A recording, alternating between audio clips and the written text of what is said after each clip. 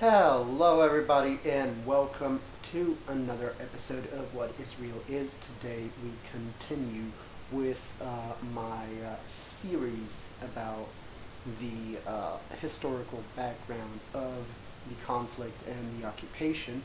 But firstly, I want to address something, maybe go off on a little bit of an unrelated tangent relating to the supposedly skeptic community on YouTube. I've seen a lot of people uh, go into this kind of weird defense of Richard Spencer. Now, Richard Spencer, for those not in the know, is the so-called founder of the alt-right movement and the inventor of the alt-right brand. Um, and Richard Spencer is a white nationalist um, who believes in ethnic segregation, believes in the cultural and genetic superiority of white Europeans, believes in a Jewish conspiracy to destroy the white race and white nations and their culture. Um, he sports a type of haircut which is favored among neo-Nazi circles, um, and is known to have said, um, "Hail Trump, hail victory, hail our people." Now, as well as on the same occasion saying about the mainstream media, he said in the original German with this little conspiratorial smile and glint in his eye, Lügenpresse, the lying press, which is a word popularized by the Nazis. Now, Hail Victory, by the way, translates to, in the original German, to Sieg Heil. Now, many among the skeptic community say now that this guy is not a Nazi, and I have yet to see one argument which delivers any evidence that this person is not what he says he is, or rather that he does not believe what he says he does, believe in what he says he does. So, on what account exactly is this person not a Nazi? Okay, so a quick summary of where we left off. In the 20s, we had a rise in pan-Arab nationalism following the liberation from the Ottoman Empire, and also following as kind of a counter movement to the British and French imperialism in Arab countries. And this clashed with a different form of nationalist movement, which is Zionism. And following that, we have several high-profile riots and massacres by Arabs against the Jewish population in what is now the British Mandate of Palestine, or simply Palestine, you can call it, as long as you keep in mind that the name has nothing to do with who owns the land or whatever. It's just what it's called. And following this, following two grand scale riots or series of riots. We have a second white paper, which is a type of declaration by the British authorities as to policy within the colonies, etc. So this is the Passfield White Paper, and it states the following, that was essentially an attempt to pacify the Arabs, to stop them from their violent actions against the Jews and against British authorities. So lands should not be sold to Jews unless it can be proven that the transaction will not harm Arabs. Jewish immigration will hinge on the immigrants' economic capabilities, as well as the employment or the state of Arab employment. So if there's unemployment, then there should not be immigration. And a legislative council should be formed reflecting the Arab majority.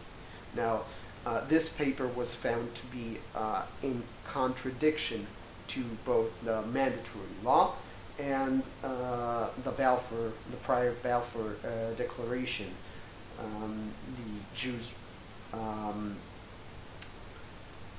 The Jews protested, not violently, but for example, the head of the Jewish committee resigned, and they addressed the League of Nations a letter about this, and the League of Nations found that the Jews had a right to protest the white paper, and this caused an almost repeal of the Passfield White Paper with the MacDonald Letter, which declared a British continued dedication to the Jews and their aspirations, allowing Jews to buy land so long as the transaction is legal, and the removal of economic barriers to immigration.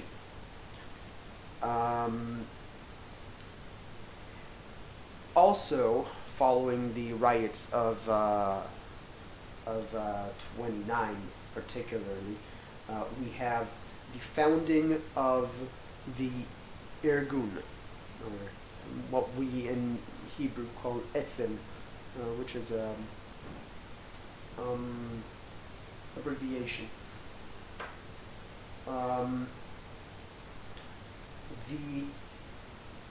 This is essentially a group of a militia that left the Haganah, which was another militia group dedicated to the protection of Jewish communities in the British Mandate of Palestine.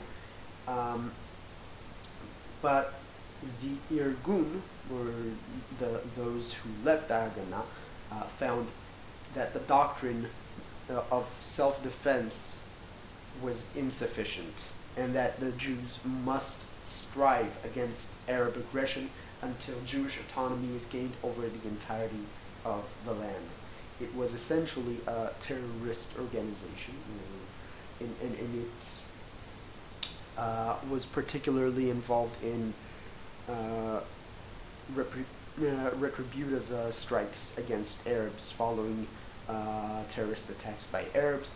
Many of those were non-specific. So, for example, if an Arab group attacked Jews, just Jewish civilians, the Irgun would do the same.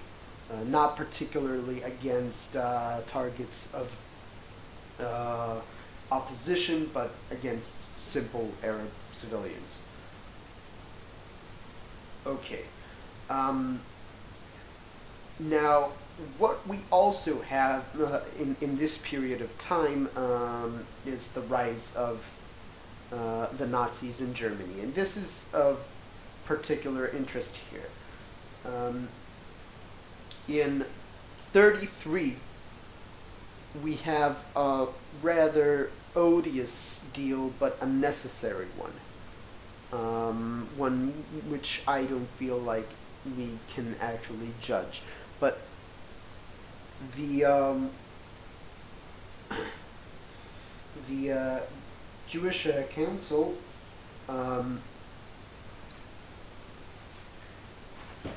makes a deal with Nazi Germany, and this is called the Hazara Agreement, or the Transfer Agreement. Essentially, what we have is a progressive worsening of Jewish living in Germany, like the state of the conditions of living in Germany for Jews. For example, they also could not leave Germany with their capital, and so many Jews, even though they were frightened of their future prospects in Germany, were afraid to leave Germany with no belongings and no money to show for it. And all the parties involved had something to gain from this agreement.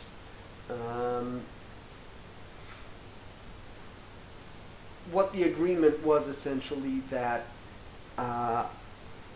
Jews could leave Germany and immigrate to Israel, or to the British Mandate of Palestine,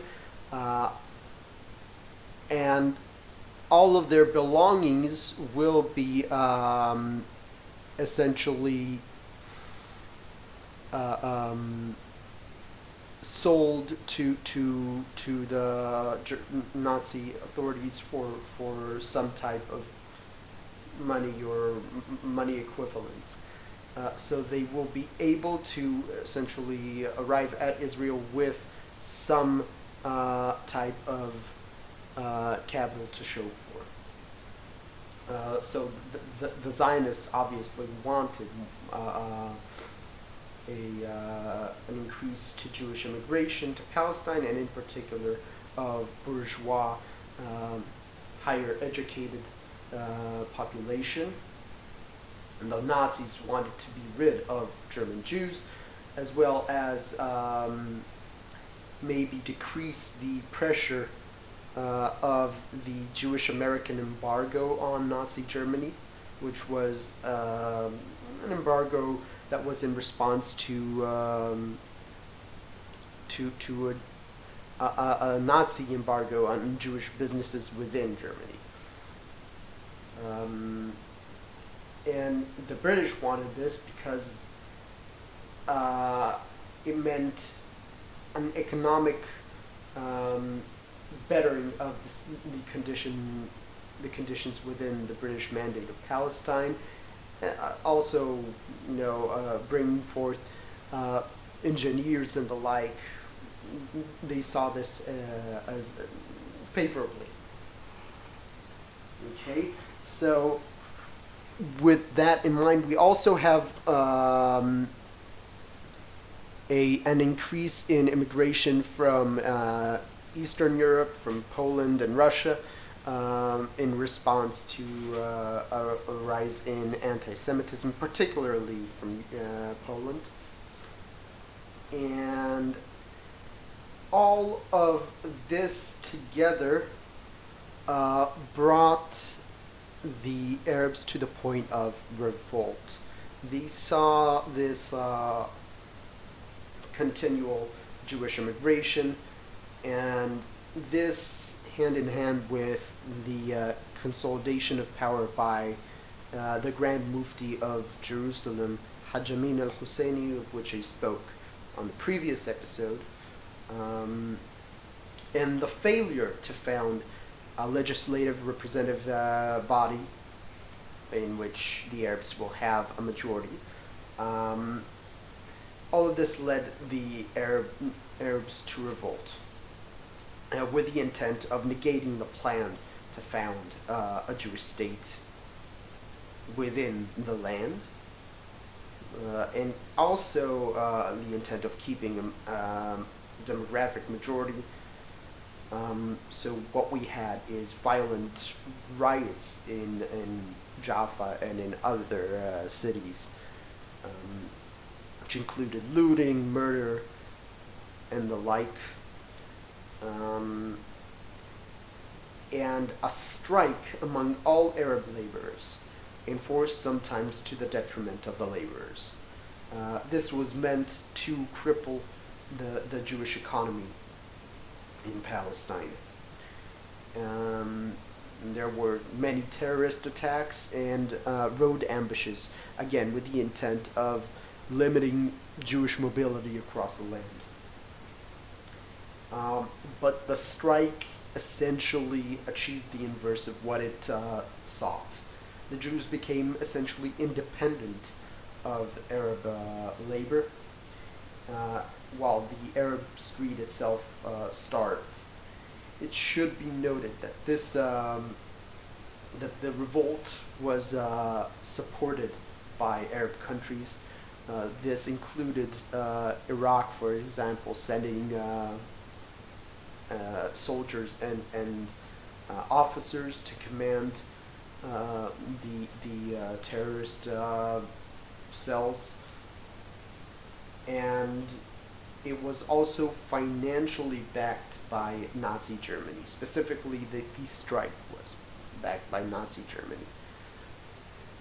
Following this revolt, we have, and this is only essentially the first stage of the revolt, we have the Phil Committee, which in which the British decided or advised the partition of the land.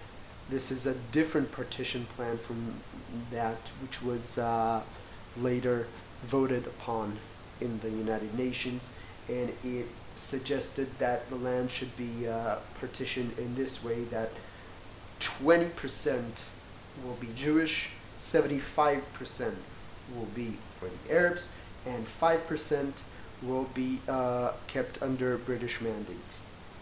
It was rejected by the Arabs. The second stage of the revolt is different from the first, because whereas the